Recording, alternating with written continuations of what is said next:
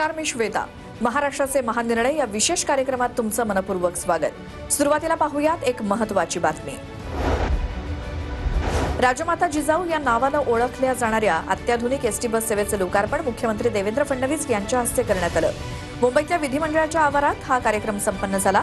आधुनिक तंत्रज्ञानानं सुसज्ज असलेल्या 3000 बसेस महामंडळाच्या सेवेत दाखल होणार आहेत आणि या बसमुळे प्रवाशांना अधिक सुलभ, सुरक्षित, आरामदायक आणि जलद प्रवास करता येणं शक्य होणार आहे, अशी प्रतिक्रिया उपमुख्यमंत्री एकनाथ शिंदे यांनी दिली. यावेळी उपमुख्यमंत्री सुनेत्रा पवार, परिवहन मंत्री प्रताप सरनाईक, राज्यमंत्री माधुरी मिसाळ, मंत्रीगण, आमदार श्वेता महाले तसंच लोकप्रतिनिधी, महामंडळाचे वरिष्ठ अधिकारी उपस्थित होते. लोकभवनातील दरबार हॉलमध्ये उपराष्ट्रपतींच्या उपस्थितीत रतन टाटा महाराष्ट्र राज्य कौशल्य विद्यापीठाचा पहिला दीक्षांत सोहळा पार पडला. यावेळी राज्यपाल जिष्णुदेव वर्मा, मुख्यमंत्री फडणवीस, उपमुख्यमंत्री सुनेत्रा पवार यांची उपस्थिती होती.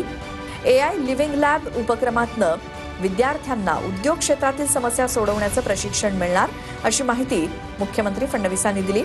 तर कौशल्य विभागाच्या दक्ष आणि नुकतेच आकाराला आलेल्या महिमा योजनांमुळे राज्यामध्ये कौशल्य विकासाचं नवं पर्व सुरू झालंय, अशी प्रतिक्रिया उपमुख्यमंत्री सुनेत्रा पवार यांनी दिली.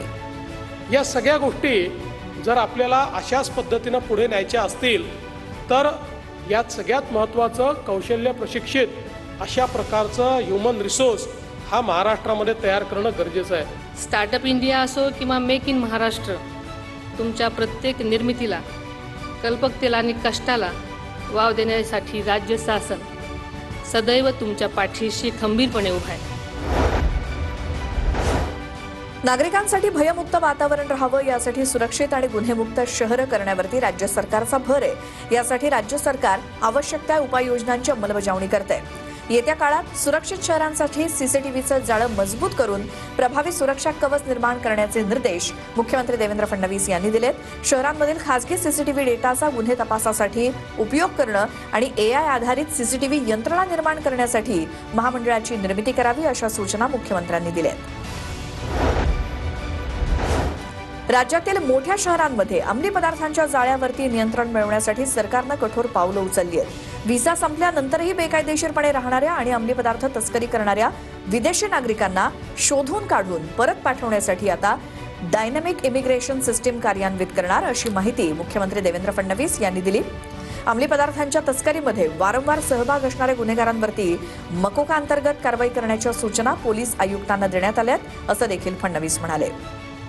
मकोका लावणं सुरू केलेलं आहे आणि याही आयुक्तालयाला सूचना देण्यात येतील की मकोकामध्ये ज्यांचे केसेस फिट होतात, वारंवार गुन्हे करणारे, त्यांच्यावर मकोका लावण्यात येईल.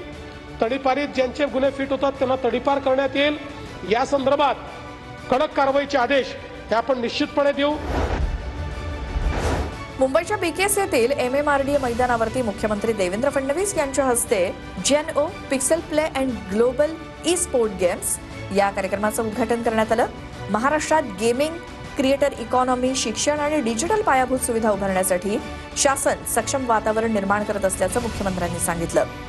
राज्य शासन क्रिएटर्स आणि ब्रँड्स यांच्यातील दरी कमी करण्यासाठी प्रयत्नशील असल्याचं मुख्यमंत्री फडणवीसांनी सांगितलं. महाराष्ट्र केसरी विजेत्या हर्षवर्धन सदगीरचं उपमुख्यमंत्री सुनेत्रा पवार यांनी अभिनंदन केलं. पैलवान हर्षवर्धन सदगीर यांनी आपल्या जिद्द, ताकद आणि कौशल्याच्या जोरावर महाराष्ट्र केसरीच्या विजेतेपदावरती आपलं नाव कोरलं. तर उपविजेता महेंद्र गायकवाड यांनी देखील दमदार कामगिरी करून कुस्ती रसिकांची मनं जिंकली आहेत, असे गौरवोद्गार काढत उपमुख्यमंत्री सुनेत्रा पवार यांनी विजेते आणि उपविजेत्यांचं अभिनंदन केलं. वाघोलीमध्ये पार पडलेल्या महाराष्ट्र केसरीच्या स्पर्धेत अनेक रोमांचक आणि चुरशीचे सामने रंगले.